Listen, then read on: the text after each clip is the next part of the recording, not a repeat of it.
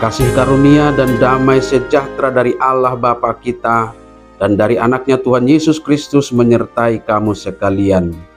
Amin. Shalom saudara-saudariku, sahabat renungan harian yang dikasihi Tuhan. Sebelum kita mengawali aktivitas kita hari ini, hari Jumat tanggal 14 Juli 2023, baiklah kita menyediakan waktu sejenak untuk mendengarkan dan merenungkan firman Tuhan. Hari ini kita disapa oleh Tuhan lewat firman-Nya yang tertulis dalam Injil Lukas pasal 15 ayat 7. Mari saudara-saudariku, kita simak dan renungkan, saya bacakan untuk kita demikian. Aku berkata kepadamu, demikian juga akan ada sukacita di sorga karena satu orang berdosa yang bertobat, lebih daripada sukacita karena 99 orang benar yang tidak memerlukan pertobatan. Hudok matuhamu, sumat tusido gumodang las niroha di benua gijang, mida si pardosa sahalak na olo pau bahor rohana, asa mida sia pulusia partigor na sopola pau bahon rohana sida. Demikian firman Tuhan. Saudara-saudariku, beberapa tahun terakhir ini ada sebuah realitas sosial umat beragama yang suka mengkafir-kafirkan orang lain. Mengapa itu terjadi?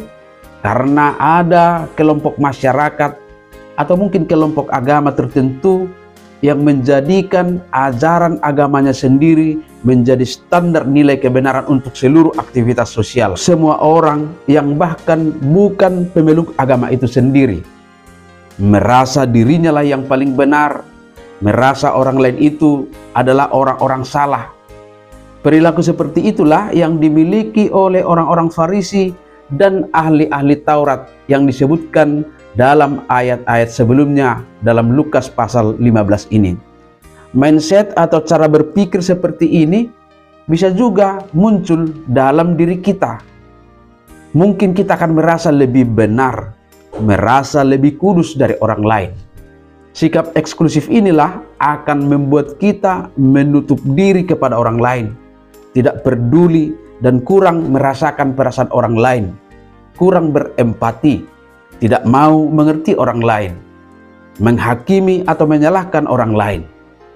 Melalui firman Tuhan hari ini, Yesus mengajarkan kepada kita tentang penghargaan kita kepada sesama, terlebih penghargaan kita kepada orang-orang yang dianggap sebagai orang berdosa, yang sesungguhnya merekalah yang membutuhkan pertolongan kita, tetapi malah sering disingkirkan dari dunia sosial kita.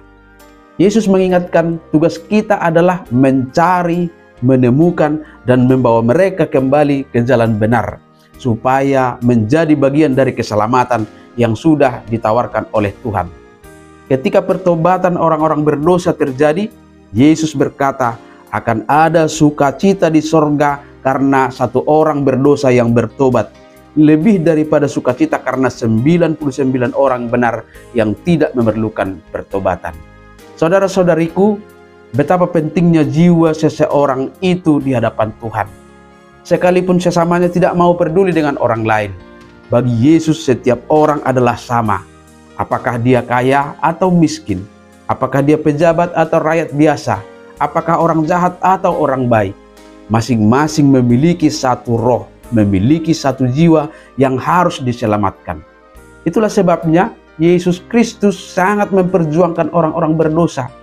Perjuangan ini digambarkan oleh Yesus dengan dua perumpamaan, yaitu perumpamaan seorang gembala yang memiliki 100 ekor domba dan 1 ekor dari antaranya sesat, lalu meninggalkan yang 99 ekor untuk mencari sampai menemukan dan membawa pulang dombanya yang sesat.